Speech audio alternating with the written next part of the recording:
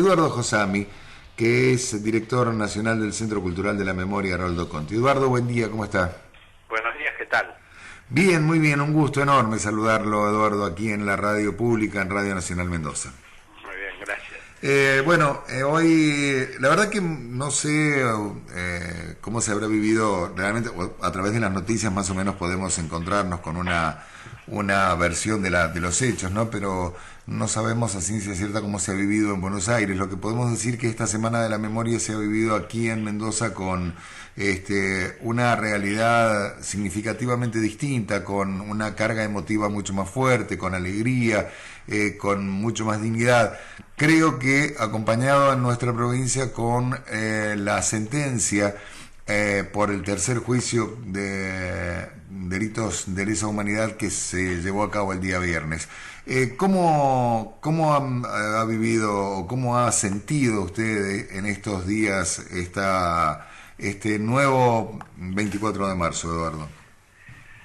Bueno, sí, yo creo que se dio también una situación similar a la que se describe para Mendoza, porque por un lado actividades muy importantes los días anteriores, durante toda esta semana, un discurso de la Presidenta de la Nación al inaugurar un instituto en la Mansión Serén, Castelar, en lo que había sido un centro clandestino, donde definió muy bien lo que significaba la política hoy en relación con el compromiso de los militantes de los años 70, y al mismo tiempo hizo una invocación a todos los sectores defensores de la democracia, comprometidos por los derechos humanos, para que advirtieran los alcances de esta política, que no es solamente la política de un gobierno, que por supuesto que el gobierno es el que ha tenido el impulso de llevarla adelante, sino que tiene una vocación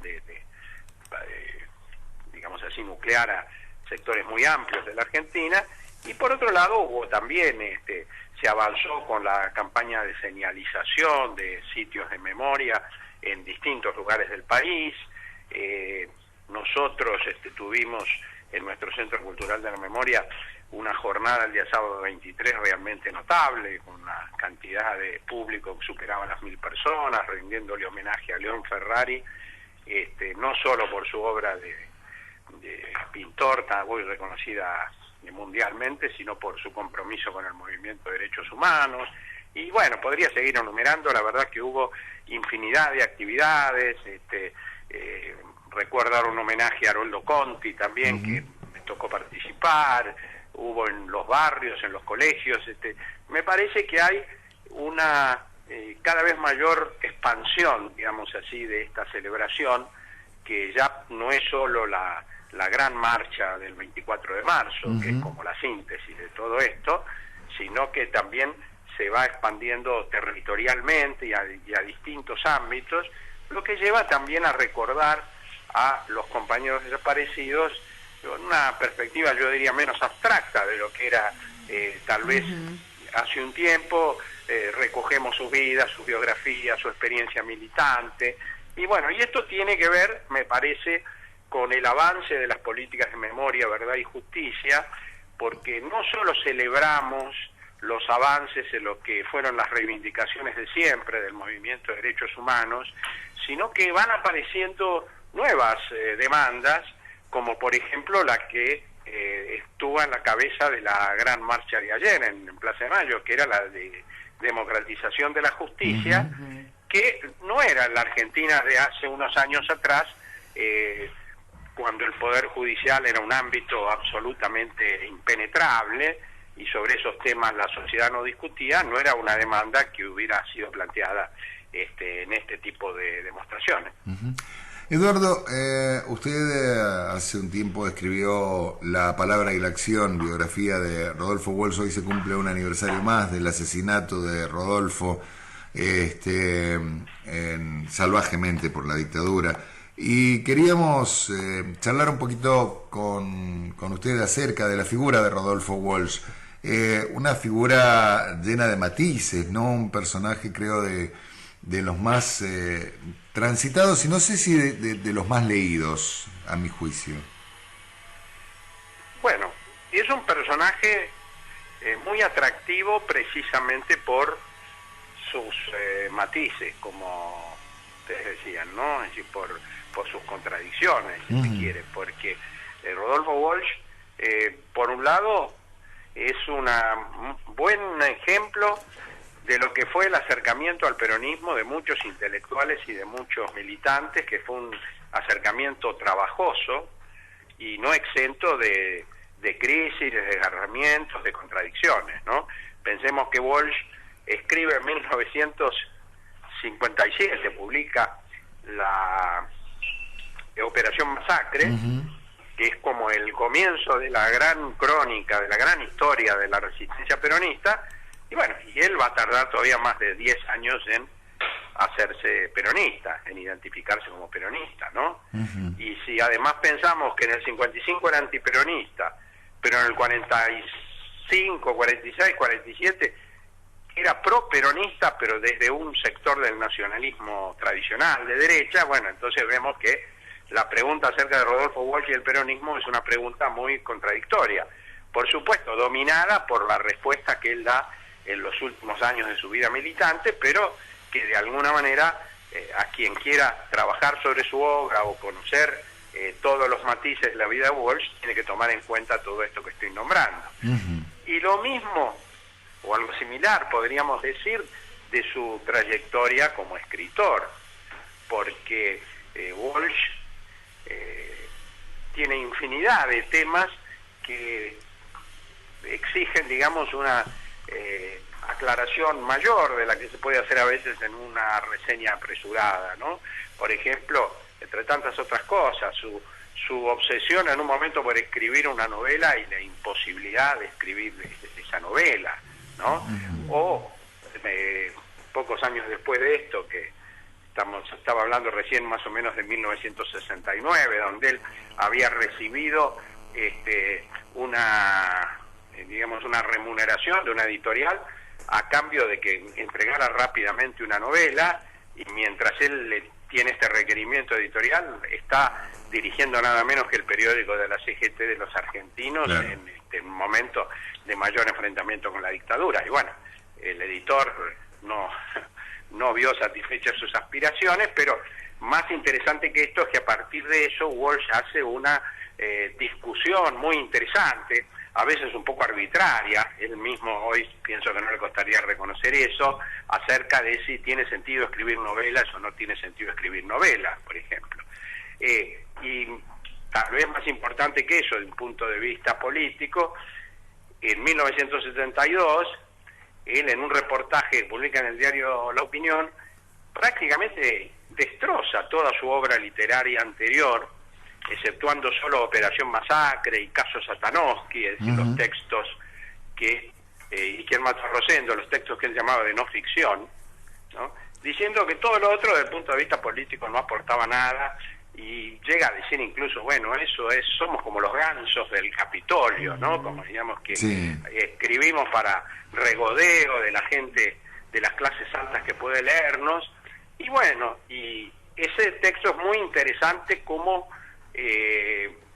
reflejo, diría yo, como muestra de cuán dramáticamente se planteaban en esos años de la vida argentina las tensiones que existía para cualquier intelectual, y bueno, tal vez no solo para cualquier intelectual, entre lo que podríamos llamar su vida profesional, sus aspiraciones personales y esta exigencia de la militancia política que parecía dominarlo todo, ¿no? Pero en esa reflexión Walsh, como decía, tira a la basura, digamos así metafóricamente, textos tan extraordinarios, no solo desde el punto de vista literario, porque esa mujer ha sido considerada por muchos como el mejor cuento escrito en la Argentina, sino que además también desde el punto de vista político tuvieron una influencia muy notable. Nadie pudo volver a escribir sobre Evita después de conocido ese libro sin tomarlo en cuenta. Entonces, todo esto es interesante conocerlo, no solo porque siempre es bueno eludir las respuestas simplistas y ver la complejidad de cada personaje, sino porque lejos de desmerecer a Walsh todas estas contradicciones, me parece que reflejan mucho mejor lo que significó para él que era un escritor con la perspectiva de convertirse en un escritor consagrado, porque no nos olvidemos que en los 2 o 3 años anteriores a que él empieza a trabajar, por ejemplo, en la Secretaría de los Argentinos, ha publicado 2 libros de cuentos con muy buena recepción de la crítica, ha publicado 2 obras teatrales, una de ellas también ha sido estrenada, con buena recepción del público y de la crítica, es decir, va camino a ser como uno de los escritores jóvenes ya en proceso de consagración. Bueno, esa hubiera sido una vida posible para Walsh, él eligió otra, y bueno, las tensiones entre una y otra perspectiva, digamos, me parece que son interesantísimas, y de alguna manera conocer esto me parece que realza todavía más la figura de el valor de ese compromiso que lo ha ido adoptando en los últimos años previos a la dictadura. Eduardo, esto que ha dicho usted es muy claro, pero le ponemos un poquito más de condimento. Cuando en los últimos tiempos se habla tanto de la figura del periodista militante, siempre se lo relaciona con la figura de Rodolfo Walsh. Y a partir de lo que usted está diciendo, me parece que hay algunas otras aristas que no podemos dejar de tener en cuenta, ¿no? Sí, por supuesto. En principio, también habría que hablar sobre el periodismo de Walsh, porque esto es algo que claro. No siempre se recuerda qué tipo de periodista fue Rodolfo Walsh. Rodolfo Walsh solamente trabajó en 2 redacciones de periodísticas, es decir, si entendemos que él desarrollaba ahí una actividad cotidiana, es decir, no simplemente iba a llevar sus notas, ¿no? Es decir, que fueron la de Prensa Latina en Cuba y la del Diario Noticias en Buenos Aires. Exacto. En 1973-74. Y en los 2 casos había un compromiso político muy fuerte. Incluso en el caso de Prensa Latina, Walsh tampoco era un periodista de esos de mesa de cierre, digamos, sino que era alguien que estaba a cargo de, si no me equivoco, se llamaba Investigaciones Especiales, el área de la cual era responsable, y entonces eran notas de largo aliento, digamos, sobre temas importantes.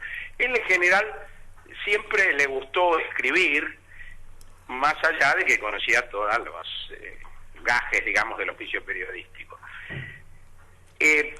Por otro lado, hay en el Walsh periodista una serie de exigencias, diría yo, que es muy importante que nosotros tengamos. Se podría hacer un decálogo de la actividad periodística a partir de algunos aspectos de la obra de Walsh. Por ejemplo, uno, la preocupación por la verdad, es decir, no hay en la obra de Walsh esta idea de, bueno, nosotros estamos en un campo de la lucha y entonces decimos todo lo que favorezca a este campo, porque Walsh hubiera entendido, o entendía mejor dicho, que eso es una política de patas cortas, ¿no? Entonces hay un rigor en los textos de Walsh muy importante, y también lo hay desde el punto de vista de la forma. Es decir, él no pensaba que una nota periodística no pudiera ser una buena nota periodística, una nota bien escrita. Claro, que tenía el oficio de escritor en un grado tan superlativo que hasta cuando escribía un comunicado interno dentro de una organización política de 5 líneas parecía una obra escrita con la intención de ser publicada. Sí, ¿no? O una carta abierta a la Junta Militar, por ejemplo. Bueno, la carta de la Junta Militar es el mejor ejemplo. Está bien, eso es una carta trabajada, claro, obviamente, ¿no? Sí, obviamente el estilo del escritor está presente en ese estilo. Creo que en la carta se muestra el estilo militante, el estilo periodístico y el estilo del escritor, todo junto. Efectivamente, por eso ha sido tomada como, de alguna manera, como un documento emblemático, y además sigue siendo hoy la mejor síntesis de lo que fue el proyecto de la dictadura militar, teniendo en cuenta que fue escrita además solo un año después del golpe, cuando por ejemplo el plan económico de Martínez Dios todavía no se había desplegado totalmente, y cuando eran muchos los que dudaban de que la represión dictatorial tuviera los alcances que efectivamente tenía, ¿no? Entonces, fue un documento que se anticipó a muchas de las cosas que después se iban a decir sobre la dictadura, y sin embargo hoy, 37 años después, cuando tenemos conocimiento de muchas cosas de las que antes no se hablaba, como la responsabilidad de los sectores empresariales en la elaboración del golpe, la participación también o la complicidad o el apoyo prestado por la Iglesia, por los grandes medios, etcétera. Bueno, a pesar de todo eso, el texto de Rodolfo sigue siendo hoy irreemplazable en ese sentido, ¿no? Eduardo, muchísimas gracias por este contacto con Radio Nacional Mendoza. Ha sido usted muy amable. No, al contrario, muchas gracias. Hasta luego, un gusto, realmente. Hablábamos con Eduardo Josami. Eduardo Josami es un escritor, intelectual argentino, autor de La palabra y la acción, la biografía de Rodolfo Walsh, entre otra cantidad innumerable de obras. Sí, en este momento es director nacional del Centro